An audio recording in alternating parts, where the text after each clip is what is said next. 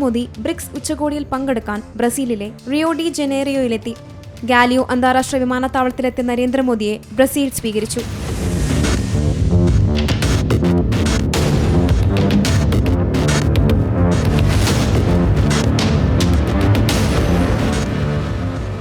പതിറ്റാണ്ടിനു ശേഷം ബ്രസീൽ സന്ദർശിക്കുന്ന ആദ്യ ഇന്ത്യൻ പ്രധാനമന്ത്രിയാണ് നരേന്ദ്രമോദി. ഉച്ചകോടിയിലെ ആദ്യ അജണ്ട എന്ന് പറയുന്നത് ആഗോള സുരക്ഷ, സമാധാനം എന്നതാണ്. നിലവിലെ സംഘർഷങ്ങൾ ഉച്ചകോടി ചർച്ച ചെയ്യും എന്നാണ് പ്രതീക്ഷിക്കപ്പെടുന്നത്.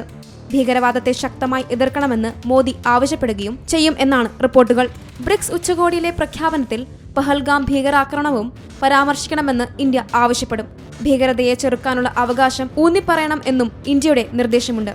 മാത്രമല്ല, അതിഥി രാജ്യങ്ങൾ കൂടി പങ്കെടുക്കുന്ന യോഗങ്ങളും ഇതിന്റെ ഭാഗമായി നടക്കും. ബ്രിക്സ് സംയുക്ത പ്രസ്താവനയ്ക്ക് ഉച്ചകോടി അന്തിമ രൂപം നൽകും.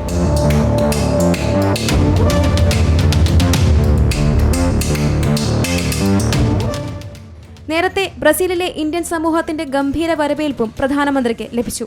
ഓപ്പറേഷൻ സിന്ദൂറിന്റെ ആസ്പദമാക്കിയുള്ള പ്രത്യേക നൃത്തം ഉൾപ്പെടെ വിവിധ സാംസ്കാരിക പരിപാടികളുമായിട്ടായിരുന്നു വരവേൽപ്പ്. അർജന്റീനയിൽ നിന്നാണ് മോദി ബ്രസീലിലെത്തിയത്. International desk, Zee Malayalam news.